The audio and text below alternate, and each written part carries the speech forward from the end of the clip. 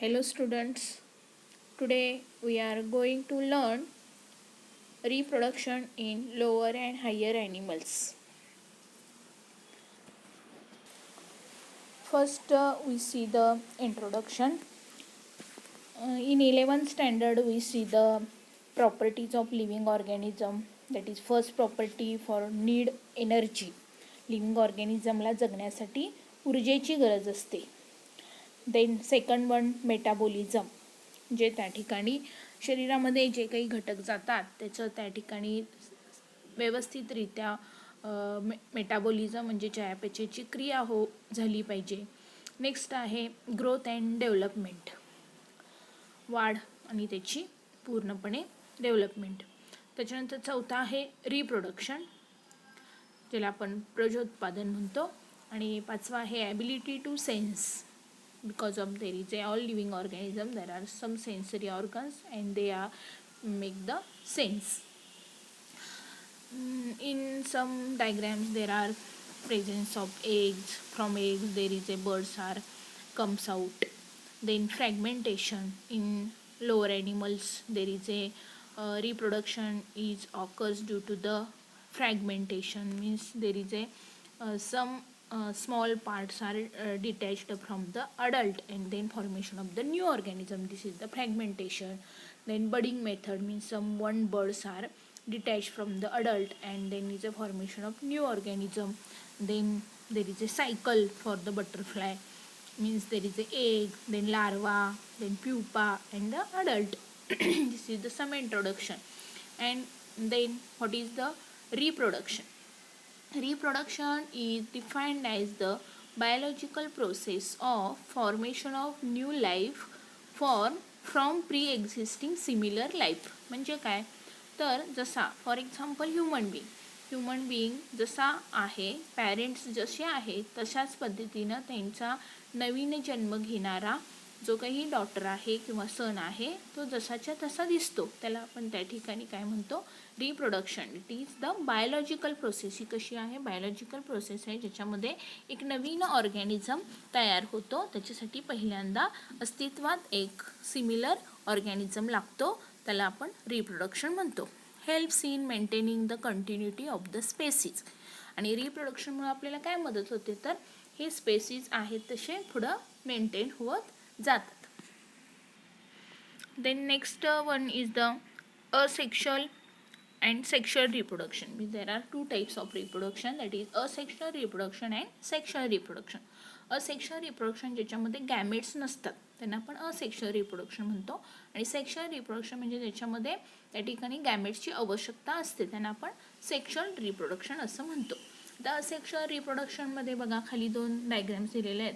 त्याच्यामध्ये हा पहिली डायग्रॅम आहे त्याला आपण जेमिल फॉर्मेशन म्हणतो. Due to the gemmule formation there is a formation of new organism. आणि दुसऱ्या डायग्रॅममध्ये आपल्याला माहिती आहे 11वीमध्ये तुम्ही शिकलेला आहात की हा काय आहे तर बडिंग मेथडद्वारा रिप्रोडक्शन होतं. एखादा बर्ड त्याच्यापासून डिटॅच होतो आणि नवीन ऑर्गॅनिझम तयार होतो, त्याला आपण त्या ठिकाणी बडिंग मेथड म्हणतो. म्हणजे ह्या दोन्ही कसल्या रिप्रोडक्शन झाल्या, असेक्शुअल. यांच्यामध्ये गॅमेट आहेत का, कोणते नाहीत. एग आणि स्पर्म ह्याला आपण गॅमेट म्हणतो, ते गॅमेट्स आहेत काही ते नाही आहेत, तर म्हणून ह्याला असेक्शुअल रिप्रोडक्शन म्हणतो. त्याचे काय प्रॉपर्टीज आहेत, no gamete formation and fertilisation. ह्याच्यामध्ये गॅमेट फॉर्मेशन होत नाही आणि फर्टिलायझेशनसुद्धा होत नाही. फर्टिलायझेशन म्हणजे जेव्हा मेल गॅमेट आणि फिमेल गॅमेट एकत्र येतात आणि त्याच्यापासून झायगोट बनतो त्याला आपण फर्टिलायझेशन म्हणतो. हे इथं होत नाही. जेनेटिकली आयडेंटिकल, बट ते आर जेनेटिकली आयडेंटिकल फॉर पॅरेंटसारखे दिसतात ते. कॉमन अमंग लोअर ॲनिमल्स, हे मोस्टली कोणामध्ये होतं, लोअर ॲनिमल्समध्ये होतं, इनव्हर्टिब्रेट्समध्ये होतं. Gemmule formation and budding method examples आहे त्याच्यामध्ये, gemmule formation and budding method. Then next one sexual reproduction. There are two different gametes are form, that is egg and sperm.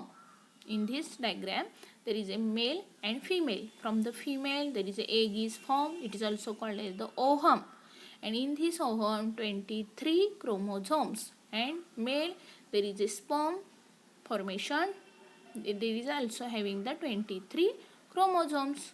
And there is a when fertilization occurs in egg and sperm, there is a formation of zygote. And in this zygote, there is a 46 chromosome, means 23 pairs. It is also studied in 11th standard. And then formation of embryo, means in this embryo, there is a total number of chromosomes are present, that is 46 or 23 pairs.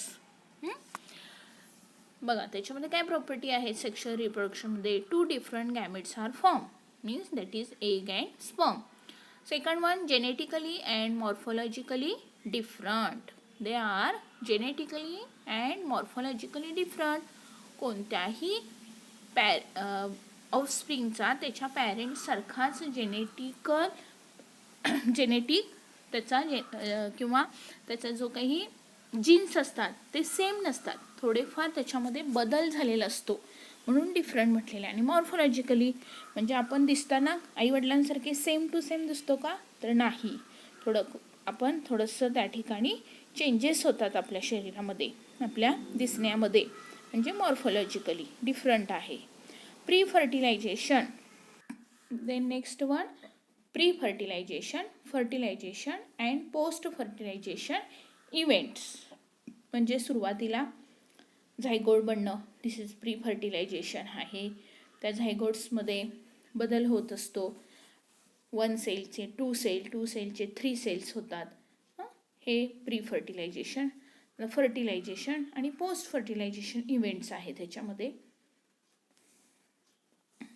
त्याच्यानंतर common in higher animal, हे mostly कोणामध्ये होतं आहे, higher ॲनिमल्समध्ये होत असतं, म्हणजेच human being आणि एप्समध्ये होत असतं. तर pre fertilisation, post fertilisation events म्हणजे या ठिकाणी बघा, प्री फर्टिलायझेशन एग आणि स्पर्मचं युनायटेशन होणं, फर्टिलायझेशन म्हणजे झायगोट बनणं, आणि पोस्ट फर्टिलायझेशन इव्हेंट्स म्हणजे एम्ब्रिओ तयार होणं. These are the events. याच्यामध्ये पहिलं बघा, gemmule formation and budding.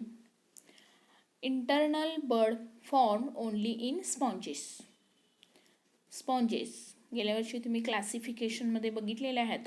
For example Spongilla असेल, हायड्रा असेल, तर ह्यांच्यामध्ये जे काही इंटरनल बर्ड फॉर्मेशन होतं, formed to overcome unfavourable condition. त्यांना कोणतीही त्या ठिकाणी कंडिशन लागत नाही आहे, फेवरेबल कंडिशन लागत नाही आहे. कोणत्याही अनफेवरेबल कंडिशनमध्ये ते काय होत असतात, कम्स आउट होत असतात. Return of favourable condition of water and temperature, the gemmule hatch and develop into new individuals. आता जेम्युल फॉर्मेशनमध्ये फॉर एक्झाम्पल स्पॉन्जिला असेल, तर ह्या स्पॉन्जिलामध्ये त्या ठिकाणी फेवरेबल कंडिशन काय लागते त्याला, तर वॉटर आणि टेम्परेचर. आणि मग ते जेम्युल काय होत असतात, हॅच होत असतात. दुसऱ्या डायग्राममध्ये दाखवलेलं आहे बघा, ह्या ठिकाणी हे जेम्युल फॉर्मेशन आहे. हे जेम्युल हॅच होत असतात आणि मग त्याच्यापासून त्या ठिकाणी न्यू ऑर्गॅनिझम तयार होत असतो. त्याचं एक्झाम्पल आहे स्पॉन्जिला. आता आपल्याला एक्झाम्पल लक्षात ठेवणं खूप महत्त्वाचं आहे. Next one, that is budding. Budding हे फक्त हायड्रामध्ये होतं, सिलेंट्रेट ॲनिमल्समध्ये, आणि जेमिल फॉर्मेशन आहे ते स्पॉन्जेसमध्ये होतं. ओके, हा दोन्हीतला फरक, ह्याचे एक्झाम्पल्स आपल्याला माहीत पाहिजेत. Budding occurring in favourable condition, याला फेवरेबल कंडिशन लागते. सीन इन सिलेंट्रेट्समध्ये बडिंग मेथड होते. Hydra and corals, and example आहे हायड्रा आणि coral. And in some colonial ascidians, जे त्या ठिकाणी एक्झाम्पल आहे, पण की सम म्हणजे काही, ॲसिडियन्स म्हणजे हे असेच असतात, ते कोलोनियल म्हणजे एकत्र राहत असतात, त्याच्यामधले काही. Develops a bird on body which grows and get transformed into a new individuals called budding. That is hydra. Development birds on body, त्यांच्या बॉडीवरती बर्डची डेव्हलपमेंट होते आणि ती ग्रोज होत जाते. बघा डायग्राममध्ये दिसते आपल्याला, सुरुवातीला छोटासा बर्ड आहे, परत त्याची डेव्हलपमेंट झालेली आहे आणि फुल्ली मॅच्युअर बर्ड तयार झालेला आहे, आणि मग तो न्यू इंडिव्हिज्युअल्स तयार होतो, तो त्याच्यापासून डिटॅच होतो आणि त्याच्यापासून नवीन परत हायड्रा तयार होतो. This is called as the budding method. नंतर आपण ह्या टॉपिकमध्ये काय शिकणार आहोत तर सेक्शुअल रिप्रोडक्शन हायर ॲनिमल्समध्ये होतं, formation and fusion of gametes म्हणजे मेल अँड फिमेल गॅमेट्स एकत्र येतात, दॅट इज एग आणि स्पर्म, आणि त्याच्यापासून झायगोट तयार होतो. 2 different parents involve so offspring are genetically and morphologically different. 2 parents ह्याच्यामध्ये इन्व्हॉल्व होतात, म्हणजे एक मेल आणि दुसरा फिमेल, आणि मग त्यांच्यापासून जो ऑफस्प्रिंग तयार होतो तो पूर्णपणे जेनेटिकली अँड मॉर्फॉलॉजिकली डिफरंट असतो. मग अशी बघितल्याप्रमाणे आपण pre fertilisation, fertilisation, post fertilisation events आहेत त्या, जी प्री फर्टिलायझेशनमध्ये एग आणि स्पर्म्स फॉर्मेशन, फर्टिलायझेशनमध्ये झायगोट तयार होतो, आणि पोस्ट फर्टिलायझेशन इव्हेंट्समध्ये एम्ब्रिओ तयार होतो. त्याच्यानंतर सेक्शुअल रिप्रोडक्शनमध्ये अजून काय बघणार आहे तर ज्युवेलाइन फेज आहे पहिली, आणि second one reproductive maturity phase. In ज्युवेलाइन phase physical growth phase starting from birth, the animals cannot reproduce sexually in this phase. Means there is a baby, and in this baby there is a only physical growth is occur. Means in this baby there is a reproductive organs or there is a secondary sexual character are not developed, and so they cannot reproduce sexually in this phase. And second one, reproductive maturity phase. In this reproductive maturity phase means there is a fourth one, that is growth and activity of the sex organs. The animals can reproduce sexually in this phase. There is a fourth phase, that is reproductive maturity phase. ह्याच्यामध्ये growth आणि activity ही sex ऑर्गनची होते, आणि ह्याच्यामध्ये reproduction sexually होत असतं. Next one, in this reproductive maturity phase there is A 2 parts, that is seasonal breeders and continuous breeders. तर seasonal ब्रीडर्समध्ये कोण येतात, गोट, शीप अँड डॉंकी. त्यांच्यामध्ये फक्त त्या ठिकाणी सीझन वाईजच त्यांच्यामध्ये रिप्रोडक्शन होत असतं, ब्रीडर्स डेव्हलप होत असतात. And continuous breeders means that is human and apes, they can breed throughout the year. ते कधीही त्या ठिकाणी त्यांच्यामध्ये पूर्ण वर्षामध्ये कधीही त्यांच्यामध्ये रिप्रोडक्शन होऊ शकतं, ब्रीडर्स तयार होऊ शकतात. Next one, human reproduction. Humans are sexually reproducing animal, involves gametogenesis, insemination, internal fertilization, zygote formation and embryogenesis, gestation and parturition. बघा, ह्युमन रिप्रोडक्शनमध्ये काय होत असतं तर गॅमेटोजेनेसिस. Gametogenesis means the formation of gamete, that is male gamete and female gamete. Insemination means there is a semens are introduced into the female uterus, this is insemination. Internal fertilization means फक्त human बिईंगमध्ये internal fertilisation होतं, external नाही, internal means in the body. Zygote formation, male female gamete एकत्र आल्यानंतर zygote तयार होतो. एम्ब्रिओजेनेसिस, एम्ब्रिओजेनेसिस म्हणजे ज्या पद्धतीनं झायगोटपासून त्यापुढं एक छोटासा त्या ठिकाणी एम्ब्रिओ तयार होतो. गस्टेशन अँड पार्च्युरेशन, त्याच्यानंतर एम्ब्रिओजेनेसिस झाल्यानंतर गस्टेशन म्हणजे त्या ठिकाणी त्याची पूर्णपणे वाढ होते हळूहळू त्या एम्ब्रिओची, आणि मग पार्च्युरेशन म्हणजे डिलिव्हरी होत असते. From the mother there is a baby is form. Primary sex organ, testes in male and ovary in female. Primary sex organ कोणते आहेत ह्युमन बिईंगमध्ये? टेस्टीज हे मेलमध्ये आहे आणि ओव्हरी हे फिमेलमध्ये. हे महत्त्वाचं आहे, आपल्याला माहीत पाहिजे हे. and the gametes, sperm and eggs. CET-साठी वगैरे याच्यावरती प्रश्न येत असतात, MCQs येत असतात बघा. सेकंडरी सेक्स ऑर्गन कोणते आहेत? Other than testes and ovary. Testes आणि ओव्हरीला सोडून जे काही त्याच्यामध्ये सेक्स ऑर्गन्स असतात मेल रिप्रोडक्टिव्ह सिस्टीममध्ये आणि फिमेल रिप्रोडक्टिव्ह सिस्टीममध्ये, त्यांना आपण त्या ठिकाणी सेकंडरी सेक्स ऑर्गन्स असं म्हणतो. त्याच्यामध्ये डायग्राम दाखवलेले आहेत तुम्हाला. पहिली म्हणजे त्या ठिकाणी टेस्टीजची आणि दुसरी आहे ओव्हरीची. आणि त्याच्यानंतर फर्टिलायझेशन, ह्या एक ओव्हममध्ये स्पर्म सेंटर होतात आणि मग त्याच्यापासून एक पूर्ण सेल्स तयार होते, त्याला आपण झायगोट म्हणतो. This is fertilisation. Next one बघा, as male and female can be externally differentiated by certain species features. असे काही फीचर्स आहेत की त्याच्यामध्ये आपल्याला मेल आणि फिमेल यांच्यामध्ये एक्सटर्नली डिफरन्शिएट करता येतो. त्यांनाच आपण सेकंडरी सेक्शुअल कॅरेक्टर असं म्हणतो. They are also called as secondary dimorphic character. तसंच त्यांनाच आपण सेक्शुअल डायमॉर्फिक कॅरेक्टरसुद्धा म्हणतो. मग त्याच्यामध्ये बघा मेलमध्ये कोणते आहेत. In male presence of beard moustache म्हणजे दाढी आणि मिशा, hair on chest, muscular body, enlarge larynx, Adam's apple develop होत असतो अडल्ट मेलमध्ये. In secondary sexual character. In female these characters are the developed breast, broader pelvis and high pitched voice. हे फिमेलमध्ये होत असतात.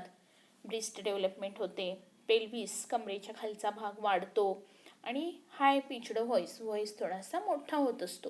हे ह्या पद्धतीनं फिमेलमधले सेकंडरी सेक्शुअल कॅरेक्टर आणि मेलमध्ये सेकंडरी सेक्शुअल कॅरेक्टर ह्यांनाच आपण सेक्शुअल डायमॉर्फिक कॅरेक्टर्स असं म्हणतो. त्याच्यानंतर आपण बघणार आहोत की ह्युमन रिप्रोडक्शनमध्ये मेल रिप्रोडक्टिव्ह सिस्टीम पहिल्यांदा. तर ही मेल रिप्रोडक्टिव्ह सिस्टीमची डायग्रॅम आहे. ह्याच्यामध्ये 2 प्रकारे त्या ठिकाणी जेनायटालिया आहेत. एक इंटरनल जेनायटालिया आणि दुसरे एक्सटर्नल जेनायटालिया. इंटरनल जेनायटालियामध्ये कोणते कोणते येतात बघा भाग. पहिला primary male organ that is gonad, second the sensory duct आणि तिसरे येतात ग्लँड्स. आणि एक्सटर्नल जेनायटालियामध्ये पेनिस आणि स्क्रोटम. तर याच्यामध्ये प्रायमरी मेल ऑर्गन गोनॅड्स ज्याला आपण टेस्टीज म्हणणार आहे. द ॲसेसरी डक्ट्स म्हणजे ज्या ठिकाणी हे आपल्याला डक्टसारखं स्ट्रक्चर दिसतं ते, मग त्याच्यामध्ये ह्या ठिकाणी हे व्हास डिफरन्स असतील, व्हास इफ्रेन्शिया असतात. ह्या काही डक्ट्स असतात ज्याच्यामध्ये हा स्पर्म डेव्हलप करण्यासाठी स्पर्म पुढे पाठवण्यासाठी सिमेंट पुढे पाठवण्यासाठी त्या मदत करत असतात. आणि काही ग्लँड्स आहेत. ते ग्लँड ज्या ग्रंथी म्हणतो आपण त्या ग्रंथीमध्ये हा सीमेन असतं मेलमध्ये. ते सिमेनच्या थ्रू माध्यमातूनच स्पर्म ह्या ठिकाणी हे मूव्ह होत असतात. तर त्या सिमेन तयार करण्यासाठी ते फ्लुइड बनवण्यासाठी ह्या ग्लँड्स असतात. त्या कोणत्या कोणत्या आहेत आपण पुढे बघणार आहोत. इथं लिहिलेले आहेत बघा. सेमिनल व्हेसिकल, प्रोस्टेट ग्लँड आहे, त्याच्यानंतर बल्बोयुरेथ्रल ग्लँड आहे. ह्या ग्लँड त्या ठिकाणी तिथं मदत करत असतात. आणि एक्सटर्नल जेनायटालिया ज्याच्यामध्ये हा पेनिस आणि स्क्रोटम आहे तो त्या ठिकाणी ॲबडॉमिनल कॅव्हिटीच्या बाहेर असतो म्हणून त्याला एक्सटर्नल जेनायटालिया असं म्हटलेलं आहे. त्यानंतर नेक्स्ट आपण बघणार आहोत पुढं फिमेल रिप्रोडक्टिव्ह सिस्टीम आहे. त्याच्यानंतर ह्या फिमेल रिप्रोडक्टिव्ह सिस्टीमचे पार्ट्स कोणते आहेत तर पेअर ऑफ ओव्हरी आहे, पेअर ऑफ ओव्हिडक्ट आहे, युटेरस आहे, व्हजायना आहे. ह्या इंटरनल आहेत. आणि एक्सटर्नलमध्ये काय असतात तर vulva, a pair of vestibular gland आहेत, मग पेअर ऑफ मॅम्ब्रिक ग्लँड्स आहेत. हे सगळे पार्ट्स आपण त्या फिमेल रिप्रोडक्टिव्ह सिस्टीममध्ये अभ्यास करणार आहोत. आपण काय काय बघणार आहोत ते आधी ह्याच्यामध्ये आपण सुरुवातीला बघितलं.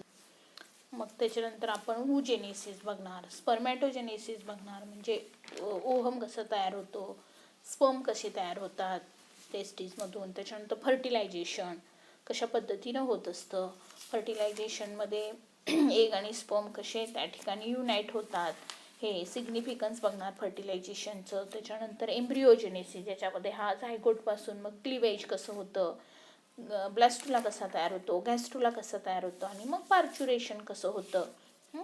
पार्च्युरेशन म्हणजे डिलेवरी कशी होते. त्याच्या आधी प्रेग्नन्सीमध्ये वेगवेगळ्या ट्रायमिस्टर आहेत, फर्स्ट सेकंड थर्ड, प्लॅसेंटा कसा असतो, पार्च्युरेशन कसं आहे, त्याच्यानंतर मग लॅक्टेशन. अशा पद्धतीनं मग शेवटी आपण रिप्रोडक्टिव्ह हेल्थ बघणार आहोत. अशा पद्धतीने ह्या टॉपिकमध्ये आपण सगळे पॉईंट्स कवर करणार आहोत. रिप्रोडक्शन हा टॉपिक खूप महत्त्वाचा आहे. CETमध्ये किंवा नीटमध्ये वगैरे बरेचसे क्वेश्चन ह्याच्यावरती विचारले जाऊ शकतात. टेक्स्टबुक CETसाठी महत्त्वाचं असतं. तर टेक्स्टबुकचं वाचन तुमचं 2-3 वेळा व्हायला पाहिजे. टेक्स्टबुक कधीही वाचत असताना त्या ठिकाणी हायलाईट्स करायच्या आणि ते काही शब्द असतात ते त्या ठिकाणी सतत वाचायचे. काही शब्द आपल्याला अवघड वाटतात ते सतत वाचायचे आणि त्यामुळे ते सतत वाचल्यामुळे तुम्हाला लक्षात राहतात. रिपिटेशन त्याचंच होत असतं आणि मग ते शब्दांचे थोडेसे अर्थ लक्षात ठेवायला बघायचे आणि मग ते अर्थ लक्षात राहिले की तुम्हाला त्या ठिकाणी ते इझी वाटायला लागतात. अशा पद्धतीनं त्या ठिकाणी मग तुम्हाला सराव होत होत जात असतो. Okay, thank you. नेक्स्ट लेक्चरला आपण नेक्स्ट पॉईंट बघणार आहोत.